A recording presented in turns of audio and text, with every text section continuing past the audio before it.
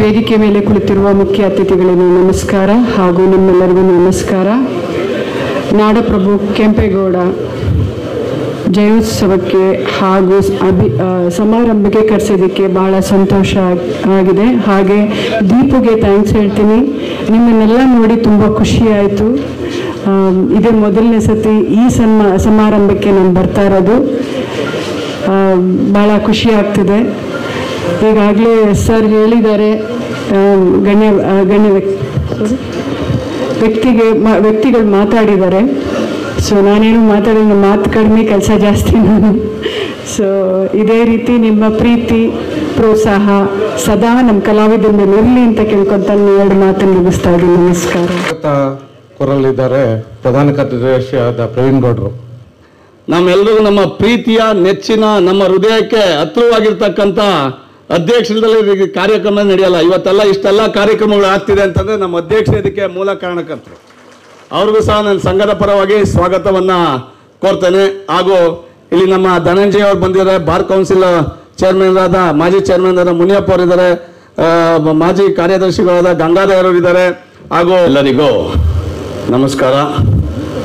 ವೇದಿಕೆ ಮೇಲಿರ್ತಕ್ಕಂಥ ಗಣ್ಯರೇ ಹಾಗೂ ಮುಂಭಾಗದಲ್ಲಿರ್ತಕ್ಕಂಥ ಗಣ್ಯರೇ, ನನ್ನ ವಕೀಲ ಬಂಧು ಮಿತ್ರರೇ, ಪ್ರೀತಿಯ ಯುವ ವಕೀಲರೇ ಹಾಗೂ ಗೌರವಾನ್ವಿತ ಹಿರಿಯ ವಕೀಲರೇ, ಇವತ್ತು ಒಂದು ಸುದಿನ ಅಂತಲೇ ನಾನಾದರೂ ಭಾವಿಸ್ತೇನೆ. ಕಾರಣವಾದರೂ ಇಷ್ಟೇ, ನಾವು 2014-17ರಲ್ಲಿ ಆಫೀಸ್ ಬೇರೆ ಖಜಾಂಚಿಯಾಗಿ ನೇಮಕ ಆದಂಥ ಸಂದರ್ಭದಲ್ಲಿ ಸಾಹೇಬ್ರ ಜೊತೆ ಕೆಳಗಡೆ ಹಾಲಲ್ಲಿ ಡಯಟ್ ಶೇರ್ ಮಾಡಿದ್ದೆ. ಇವತ್ತು ಈ ಒಂದು ವೈಭವವಾಗಿರ್ತಕ್ಕಂಥ ಈ ಒಂದು ವಿಶಾಲವಾದ ಒಂದು ಆಡಿಟೋರಿಯಮಲ್ಲಿ ಅವ್ರ ಜೊತೆ ವೇದಿಕೆ ಹಂಚ್ಕೊತಾ ಇರ್ತಕ್ಕಂಥದ್ದು ನನ್ನ ಪುಣ್ಯ ಅಂತಲೇ ನಾನಾದರೂ ಭಾವಿಸ್ತೇನೆ.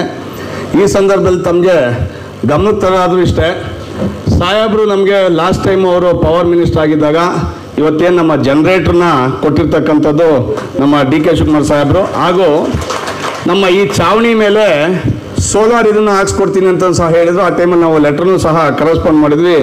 ಸರ್ಕಾರ ಹೋದ ನಂತರ ಮತ್ತೆ ಅದನ್ನು ಇದು ಮಾಡೋಕ್ಕಾಗಿಲ್ಲ. ಮಧ್ಯದಲ್ಲಿ ಅದಕ್ಕೇನು ಬೇಕೋ ಅದನ್ನೆಲ್ಲ ಆಗಿದೆ. ಈಗ ಸಾಹೇಬ್ರ ಗಮನಕ್ಕೂ ಅದನ್ನ ಏನಕ್ಕೆ ಈ ಮಾತು ಹೇಳಿದೆ ಅಂದರೆ, ಸಂಘಕ್ಕೆ ಅವರೇ ನಮಗೆ ಈ ಒಂದು ಐಡಿಯಾನ ಕೊಟ್ಟಿದ್ದು, ಸೋಲಾರ್ ಮಾಡ್ಕೊಳ್ಳಿ, ನಾನು ಎಲ್ಲ ರೀತಿಯ ಸಹಕಾರ ಮಾಡಿಕೊಡ್ತೀನಿ ಅಂತ ಸಾಹೇಬ್ರು ನಾವು ಕೇಳೋಕ್ಕಿಂತ ಹೆಚ್ಚಾಗಿ ಅವರೇ ಹೇಳಿರ್ತಕ್ಕಂಥ ಮಾತಿದು. ಆ ವಿಚಾರಕ್ಕೋಸ್ಕರ ನಾನು ಜ್ಞಾಪಕ ಮಾಡ್ಕೊತ ಇವತ್ತು ನಮ್ಮ ಉಪಮುಖ್ಯಮಂತ್ರಿಯವರು ನಮ್ಮ ಕರೆಗೆ ಹೋಗೊಟ್ಟು ಈ ಒಂದು ಅಭಿನಂದನೆ ಸ್ವೀಕಾರ ಮಾಡೋದಕ್ಕೆ ಬಂದಿದ್ದಾರೆ. ಅವರು ಎಲ್ಲ ಕೆಲಸದ ಒತ್ತಡ ಇದ್ರೂ ಸಹ ಅವ್ರು ನಾವು ನೋಡ್ತೀವಿ ಬಿಸಿ ಶೆಡ್ಯೂಲ್. ಈಗ ಡೆಲ್ಲಿಯಿಂದ 12ವರೆಗೆ ಬಂದು 12ವರೆಯಿಂದ ಪಾರ್ಟಿ ಆಫೀಸ್ಗೆ ಬಂದು ಊಟ ತಿಂತಾರೋ ಇಲ್ವೋ ಗೊತ್ತಿಲ್ಲ. ಒಟ್ಟಿನಲ್ಲಿ ಕಾರ್ಯಕ್ರಮಗಳು ಜನಸೇವೆಯಲ್ಲಿ ಸದಾ ನಿತ್ಯವಾಗಿ ಇರ್ತಾರೆ. ನಾನಂತೂ 2 ಗಂಟೆ ರಾತ್ರಿ ಹೋದ್ರೂ ಸಹ ಮನೇಲಿ ಜನ ತುಂಬಿರ್ತಾರೆ. ಹಿಂಗೆ ಹೆಗಲ ಮೇಲೆ ಹಾಕೊಂಡು 1 ನಿಮಿಷ 2 ನಿಮಿಷ ಟೈಮ್ ಮುಗಿದೋಗ್ ಅಷ್ಟೇ, ಅಷ್ಟು ಬ್ಯುಸಿ ಆಗಿರ್ತಾರೆ. ಆ ಒಂದು ಸಂದರ್ಭದಲ್ಲೂ ಸಹ ಇವತ್ತು ನಮ್ಮ ಸಂಘಕ್ಕೆ ಬಂದಿದ್ದಾರೆ. ಅವ್ರಿಗೆ ನಾನು ಸಂಘದ ಪರವಾಗಿ ನಾನು ವೈಯಕ್ತಿಕವಾಗಿ ಸ್ವಾಗತವನ್ನು ಕೋರ್ತೇನೆ.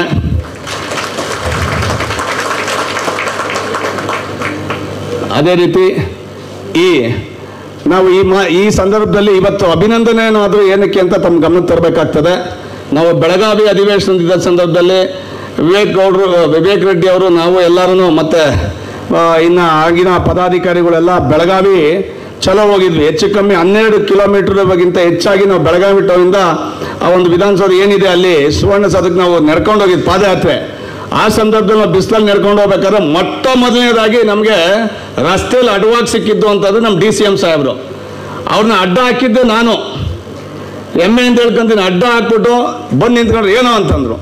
ಹಿಂಗಾಗಿದೆ, ನಾವು ಇದಕ್ಕೆ ಪ್ರೊಟೆಸ್ಟ್ ಮಾಡ್ತಿದ್ದೀವಿ ಅಂತ. ಆಯಿತು, ಇವತ್ತು ಸೆಷನ್ಸಲ್ಲಿ ಡಿಬೇಟ್ ಮಾಡ್ತೀವಿ, ಸಿದ್ದರಾಮಯ್ಯ ಅವ್ರಿಗೆ ಹೇಳ್ತೀವಿ, ಚರ್ಚೆ ಮಾಡ್ತೀವಿ, ನಿಮಗೆ ಕಾಯ್ದೆ ತಂದುಕೊಡ್ತೀವಿ ಅಂತಕ್ಕಂಥ ಮಾತನ್ನ ಅವತ್ತು ಹೇಳಿದ್ರು. ಇವತ್ತು ಸರ್ಕಾರ ಬಂದ ಮೇಲೆ ಅವರು ಒನ್ ಆಫ್ ದಿ ಕಾರಣಕರ್ತರು ಅಂತ ನಾನು ಈ ಸಂದರ್ಭದಲ್ಲಿ ಹೇಳ್ತಾ ಅವ್ರನ್ನ ಮತ್ತೊಮ್ಮೆ ನಾನು ಆತ್ಮೀಯವಾಗಿ ಸ್ವಾಗತವನ್ನು ಕೊಡ್ತೇನೆ.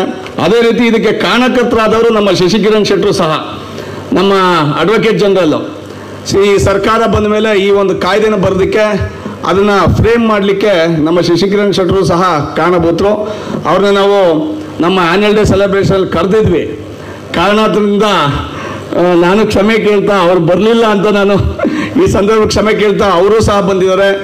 ಆ ಅಭಿನಂದನೆ ಸ್ವೀಕಾರ ಮಾಡಲಿಕ್ಕೆ ನಾನು ಸಂಘದ ಪರವಾಗಿ ಹಾಗೂ ನಾನು ವೈಯಕ್ತಿಕವಾಗಿ ಸ್ವಾಗತವನ್ನು ಕೋರ್ತೇನೆ.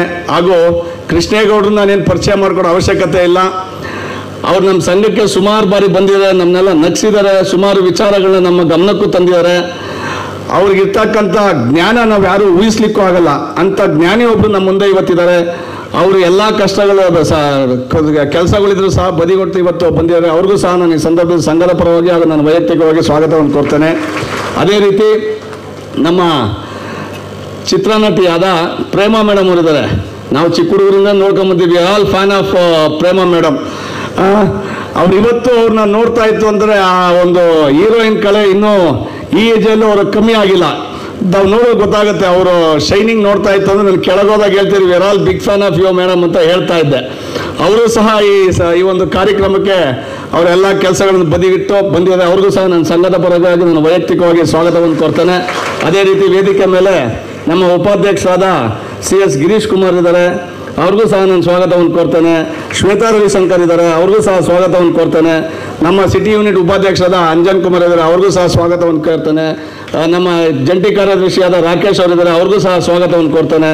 ಇಸ್ಮಾಯಿಲ್ ಅವ್ರು ಬಂದಿದ್ದಾರೆ, ನಮ್ಮ AAG ಅವರು, ಅವ್ರಿಗೂ ಸಹ ಸ್ವಾಗತವನ್ನು ಕೋರ್ತೇನೆ. ಅದೇ ರೀತಿ ಇಲ್ಲಿ ಬಂದಿರತಕ್ಕಂಥ ನಮ್ಮ ಎಲ್ಲ ಯೂನಿಟಿನ ಕಾರ್ಯಕಾರಿ ಸಮಿತಿ ಸದಸ್ಯರಿದೆ, ಅವ್ರಿಗೆಲ್ಲರಿಗೂ ನಾನು ಸ್ವಾಗತವನ್ನು ಕೋರ್ತೇನೆ. ನಂಜಪ್ಪ ಕಾಳೇಗೌಡರು, ಲಿಟರರಿ ಯೂನಿಯನ್ ಮಂಜುನಾಥ್ ಗೌಡರು ನನ್ನ ಮರ್ತ್ಬಿಡ್ತೀವಿ ಅಂತಿದ್ರು, ಅವ್ರ ಕಡೆಯಲ್ಲಿ ಕೂತಾರೆ, ಅವ್ರನ್ನೂ ಜ್ಞಾಪಕ ಮಾಡ್ಕೊಂಡು ಇವತ್ತು ಹೇಳ್ತಾ ಇದ್ದೀನಿ. ಅವ್ರಿಗೂ ಸಹ ಸ್ವಾಗತವನ್ನು ಕೊಡ್ತಾ ಬಂದಿರತಕ್ಕಂಥ ಮಾಧ್ಯಮ, ಪತ್ರಿಕಾ ಹಾಗೂ ಪ್ರಿಂಟ್ ಮಾಧ್ಯಮ, ಎಲೆಕ್ಟ್ರಾನಿಕ್ ಮಾಧ್ಯಮದವರೆಗೂ ನಾನು ಸ್ವಾಗತವನ್ನು ಕೊಡ್ತಾ, ತಾವೆಲ್ಲ ಇದ್ದಲೆ ಈ ಕಾರ್ಯಕ್ರಮ ಇಷ್ಟು ವಿಜೃಂಭಣೆ ನಡೆಯಲಿಲ್ಲ. ನಾನು ಕೆಳಗೆ ನೋಡ್ಬೇಕಾದ್ರೆ ಈಗ ಊಟ ಟೈಮ್ ಆಯ್ತು, ಏನ್ ಸರ್ ಸಾಬ್ರು ಬರಕ್ಕೆ ಹೇಳ್ತೀವಿ, ನಾವು ಕಾದ ಸುಸ್ತಾಯ್ತು, ಕೋರ್ಟ್ಗೆ ಹೋಗ್ಬೇಕು ಅಂತ ನಮ್ಮ ಮೇಲೆ ಗಲಾಟೆ. ಲಿಫ್ಟ್ ನ ಒಂದೇ ಸತಿ 1ರಿಂದ 7ನೇ ಫ್ಲೋರ್ ತನಕ ಇಡಿ ಅಂತ ನಮ್ಮ ವಕೀಲರ ಮಿತ್ರ ಗಲಾಟೆ. ಸಾಹೇಬ್ರೆ, ವೇದಿಕೆ ಮೇಲಿರುವ ಎಲ್ಲ ಗಣ್ಯರೇ, ಸಭಾಂಗಣದಲ್ಲಿರುವ ಎಲ್ಲ ವಕೀಲ ಬಂಧುಗಳೇ, ಎಲ್ರಿಗೂ ನಮಸ್ಕಾರ. ಏನು ನಾವೆಲ್ಲ ಭಾಷಣ ಮಾಡೋಕ್ಕೆ ತುಂಬ ಅವಕಾಶ ಇಲ್ಲ. ಈ ದಿನ ಈ ಸಭೆಯಲ್ಲಿ ಮಾನ್ಯ DK ಸಾಹೇಬ್ರು ಏನು ಮಾತಾಡ್ತಾರೆ ಅನ್ನೋದೇ ಬಹಳ ಮುಖ್ಯವಾದ ಘಟನೆ.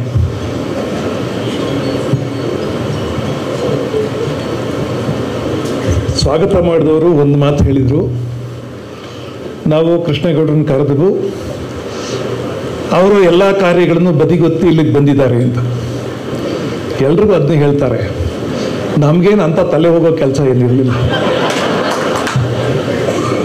ನಿಜವಾಗಿ ಯಾವುದಾದ್ರೂ ಕಾರ್ಯವನ್ನು ಬದಿಗೊತ್ತಿ ಬರಬೇಕಾದವರು DK ಸಾಹೇಬರು. ಅವ್ರು ಊಟ ಮಾಡಬೇಕಾದ್ರೂ ಯಾವುದಾದ್ರೂ ಕಾರ್ಯ ಬದಿಗೊತ್ಬಿಟ್ಟೆ ಊಟ ಮಾಡಬೇಕು. ಆದರೆ ನಮಗೇನು ಅಂಥ ಕೆಲಸ ಇರೋದಿಲ್ಲ.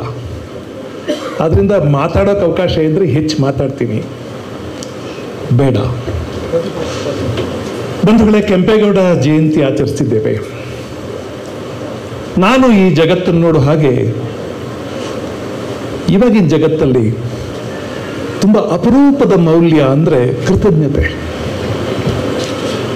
ಜನ ಕೃತಜ್ಞವಾಗಿರೋದಿಲ್ಲ. ನಾನು ಈ ಮಾತನ್ನು ಹೇಳಿದ್ರೆ ತುಂಬ ಹಾರ್ಷ್ ಅಂತ ಅನ್ಕೋಬೇಡಿ. ಇವಾಗಿನ ಮೌಲ್ಯ ಯಾವುದು ಅಂದರೆ ಪ್ರಾಫಿಟಬಿಲಿಟಿ, ಲಾಭ ಬದುಕತನ. ನನಗೇನು ಲಾಭ ಆಗುತ್ತೆ ಅಂತ ಅಷ್ಟೇ. ನಾನು ಇಲ್ಲಿ ಮಾತಾಡಿದ್ರೆ, ಇವರೊಂದಿಗೆ ಮಾತಾಡಿದ್ರೆ, ಇಷ್ಟು ಮಾತಾಡಿದ್ರೆ ನನಗೆಷ್ಟು ಲಾಭ ಆಗುತ್ತೆ ಅಂತ ಯೋಚನೆ ಮಾಡ್ತೀವಿ. ವರ್ತಮಾನ ಜಗತ್ತಿನ ಬಹಳ ದೊಡ್ಡ ಸಂಗತಿ ಅಂದರೆ ನಮ್ಗೇನು ಲಾಭ ಇದೆ ಅಂತ ಯೋಚನೆ ಮಾಡೋದು.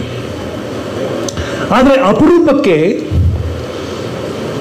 ನಮ್ಮನ್ನು ಕಟ್ಟಿದ, ನಮ್ಮನ್ನ ಹೀಗೆ ಇಷ್ಟು ಸಂಪನ್ನವಾಗಿ, ಸಂಪದ್ಭರಿತವಾಗಿ, ಚೆನ್ನಾಗಿ ಇರಿಸಿದಂಥ ಮಹನೀಯರು ನಮ್ಮ ಇತಿಹಾಸದಲ್ಲಿಯೋ, ನಮ್ಮ ಪೂರ್ವಿಕರಲ್ಲಿಯೋ, ನಮ್ಮ ಪರಂಪರೆಯಲ್ಲಿಯೋ ಯಾರೋ ದೊಡ್ಡವರಿದ್ದಾರಲ್ಲ, ಅವರಿಗೆ ನಾವು ಕೃತಜ್ಞರಾಗಿರೋದು ಕಡಿಮೆ. ಆದರೆ ಅಪರೂಪಕ್ಕೆ ನೋಡ್ತಿದ್ದೀವಿ. ಈಚೀಚೆಗೆ ಕೆಂಪೇಗೌಡರನ್ನ ಕುರಿತು ಒಂದು ಕೃತಜ್ಞತೆಯ ಅಲೆ ಬೆಂಗಳೂರು ನಗರದಲ್ಲಿ ಎದ್ದಿದೆ. ಸಂತೋಷ. ಇದನ್ನು ಇಲ್ಲೇ ಹೇಳಬೇಕು, ಒಂಚೂರು ಚಮತ್ಕಾರವಾಗಿದೆ ಮಾತು. ಇಷ್ಟು ವಿಶ್ವವ್ಯಾಪಕ ಪ್ರಸಿದ್ಧವಾದ ಬೆಂಗಳೂರು ನಗರವನ್ನು ನಿರ್ಮಿಸಿದವರು ಕೆಂಪೇಗೌಡರು, ತಮಗೆಲ್ಲರಿಗೂ ಗೊತ್ತಿದೆ.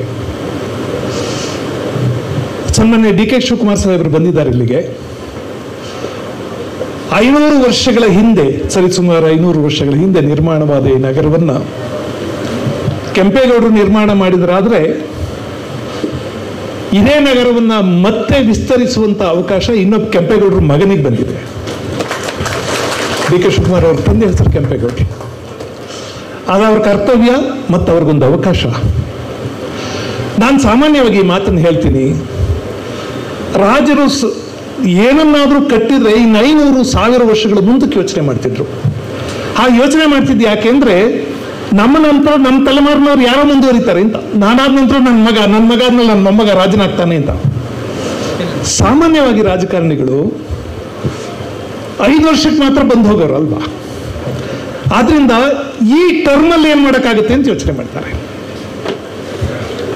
ನಾರ್ಮಲ್ ಫಿನಾಮಿನನ್ ಇದು, ಸಾಮಾನ್ಯವಾದ ಸಂಗತಿ. ಎಲ್ಲಿಯೂ, ಇಲ್ಲಿ ಮಾತ್ರ ಅಲ್ಲ, ಜಗತ್ತಿನಲ್ಲೆಲ್ಲ ಈ ಟರ್ಮಲ್ಲಿ ಏನ್ ಮಾಡಬಹುದು ಅಂತ ಯೋಚನೆ ಮಾಡ್ತಾರೆ. ಆದ್ರೆ ಮುತ್ಸದ್ದಿ ಯಾರು ಅಂದ್ರೆ ಈ ಟರ್ಮಲ್ ಮಾಡಿದ್ದು ಹಲವಾರು ವರ್ಷಗಳ ಕಾಲ, 100 ವರ್ಷಗಳ ಕಾಲ ಉಳಿಬೇಕು ಅಂತ ಯೋಚನೆ ಮಾಡೋರು ಮುತ್ಸದ್ದಿಗಳಾಗ್ತಾರೆ.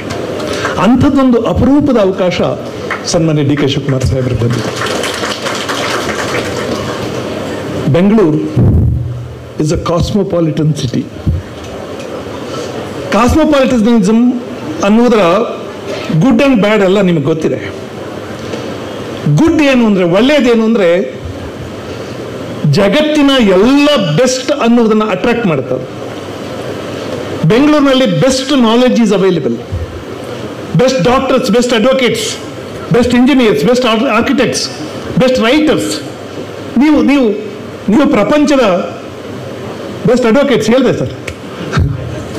ಅರೆ ನಮ್ಮನ್ನು ಬಿಟ್ಬಿಟ್ಟಿದ್ರಿ ಚಂದ್ರಮೌಳಿ ಅವರು.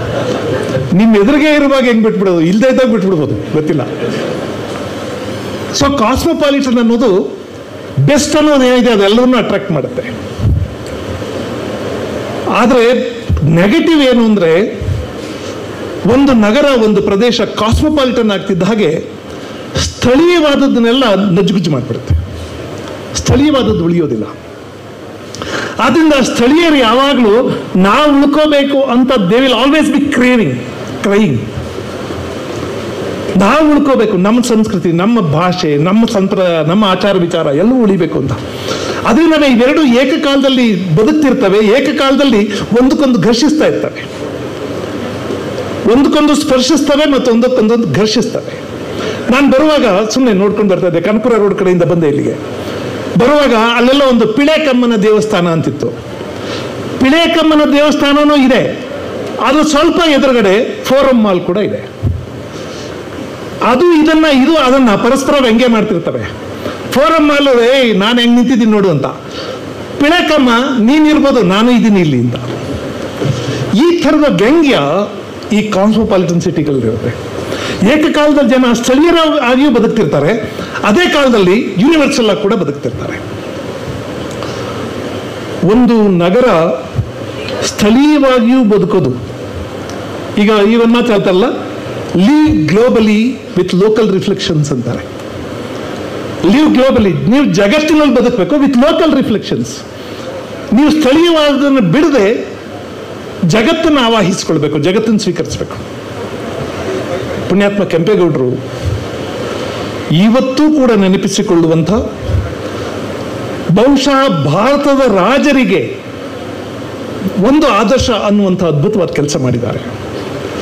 ನಿಮ್ಗೆ ಗೊತ್ತಿರಬೇಕು, ಹಂಪಿ ಆ ಕಾಲದ ಇಡೀ ಭಾರತ ದೇಶದ ಅತ್ಯದ್ಭುತವಾದ ನಗರ. ವಿಜಯನಗರ ಸಾಮ್ರಾಜ್ಯದಲ್ಲಿ ಹಂಪಿಯನ್ನು ಕಟ್ಟಿದ್ದು ಇಟ್ಸ್ ಎ ಮಾರ್ಕೆಟ್ ಪ್ಲೇಸ್ ಅಂತ. ಹಂಪಿ ಅನ್ನೋದೊಂದು ಬಜಾರ್. ಅಲ್ಲಿ ಎಲ್ಲ ಬೀದಿಗಳಿದ್ವು. ನೀವು ಈ ಮಾತುಗಳನ್ನ ಕೇಳಿದಿರಿ, ಮುತ್ತು ರತ್ನಗಳನ್ನೆಲ್ಲ ರಸ್ತೆಯಲ್ಲಿ ಹಳದು ಮಾರ್ತಿದ್ರು. ಅದರ ಉದ್ದೇಶವೇ ಅದು. ಕೆಂಪೇಗೌಡರಿಗೆ ಬೆಂಗಳೂರನ್ನ ಕಟ್ಟಬೇಕು ಅಂತ ಬಂದ ಸ್ಫೂರ್ತಿಯೇ ಹಂಪಿಯಿಂದ, ಮತ್ತು ಅದರ ರೆಪ್ಲಿಕಾ ಮಾಡಬೇಕು ಅಂತ. ಹಂಪಿಯದೇ ರೆಪ್ಲಿಕಾ ಮಾಡಬೇಕು ಮತ್ತು ಹಂಪಿಯ ತರಹದ ಒಂದು ದೊಡ್ಡ ಬಜಾರ್ ಮಾಡಬೇಕು ಅಂತ. ಅದರಿಂದಾಗಿ ಅವರು 64 ಎಷ್ಟೋ ಬೇರೆ ಬೇರೆ ಬೇರೆ ಬೇರೆ ಬೀದಿಗಳನ್ನ, ಪೇಟೆಗಳನ್ನ, ಕೋಟೆಗಳನ್ನ, ಕೆರೆಗಳನ್ನ ಎಲ್ಲವನ್ನೂ ಕಟ್ಟಿದ್ರು.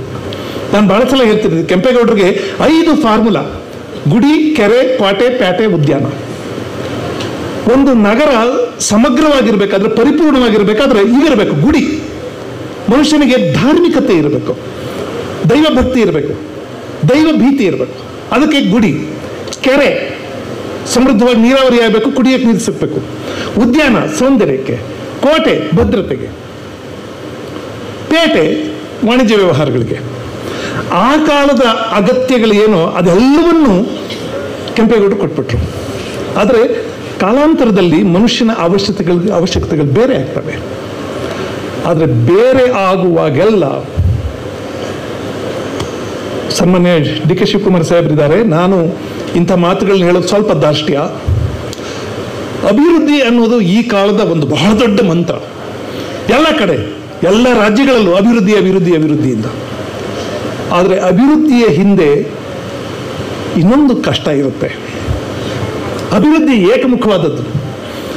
ರಸ್ತೆ ಮಾಡೋದು, ಸೇತುವೆ ಮಾಡೋದು, ಜನಕ್ಕೆ ಏನೇನು ಬೇಕೋ ಸವಲತ್ತುಗಳನ್ನು ಕೊಡ್ತಾ ಹೋಗೋದು, ಇದೆಲ್ಲವೂ ಅಭಿವೃದ್ಧಿ ನಿಜ. ಆದರೆ ಅಭಿವೃದ್ಧಿ ಜೊತೆಗೆ ನಾನು ಯಾವಾಗಲೂ ಹೇಳ್ತಿರ್ತೀನಿ, ಗುಡ್ ಗವರ್ನೆನ್ಸ್ ಅಂದರೆ ಒಂದು ದೇಶದ ಘನತೆ ನಿರ್ಧಾರ ಆಗೋದು, ಒಂದು ದೇಶದ ಗೌರವ ನಿರ್ಧಾರ ಆಗೋದು.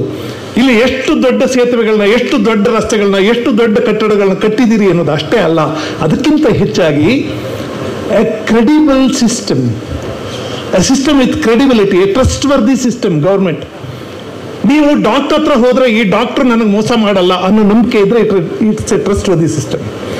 ಯಾರೋ ಒಬ್ಬ ಕ್ಲೈಂಟ್ ಅಡ್ವೊಕೇಟ್ ಹತ್ರ ಬಂದ್ರೆ ಇಲ್ಲಿ ನನಗೆ ಮೋಸ ಆಗಲ್ಲ, ನ್ಯಾಯಾಲಯಕ್ಕೆ ಬಂದ್ರೆ ಇಲ್ಲಿ ನನಗೆ ನ್ಯಾಯ ಸಿಗುತ್ತೆ, ಸರ್ಕಾರಿ ಆಫೀಸ್ಗೆ ಹೋದ್ರೆ ಇಲ್ಲಿ ನನಗೆ ಕೆಲಸ ಆಗುತ್ತೆ, ನಾವು ಬದುಕ್ತಿದ್ದೀವಿ ಅಂದ್ರೆ ನಮಗೇನು ತೊಂದರೆ ಆಗೋದಿಲ್ಲ.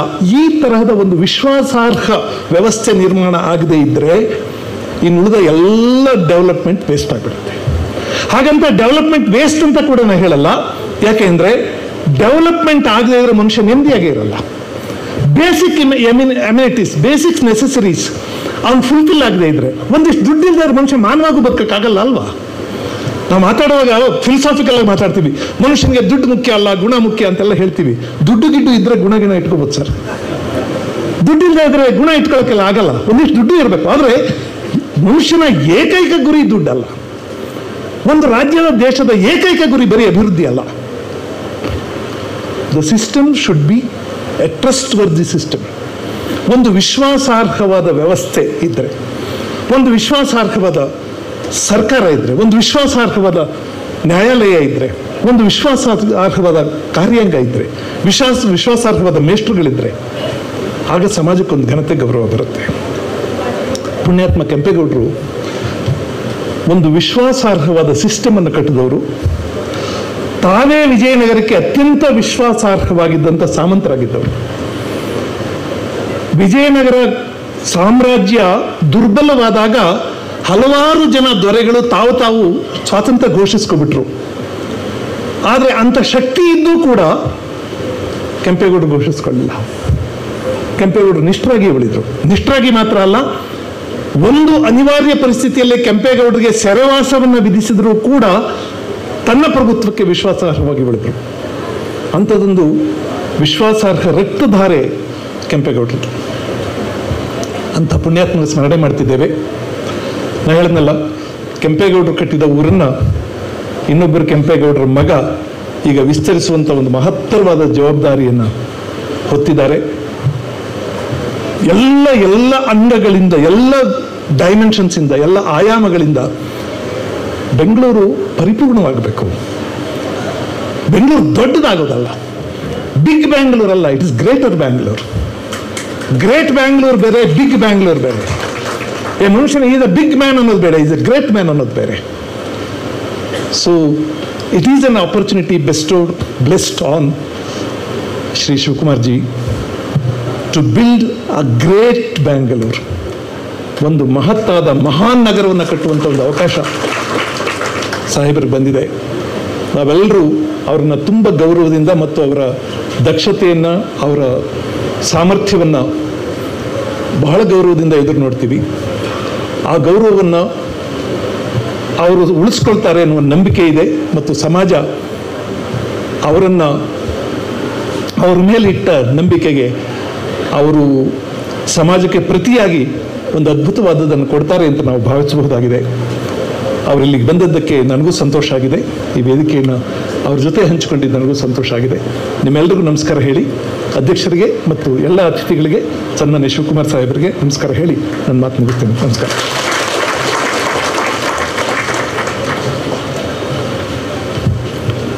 ಪ್ರೊಫೆಸರ್ ಕೃಷ್ಣೇಗೌಡರವರಿಗೆ ಧನ್ಯವಾದಗಳು.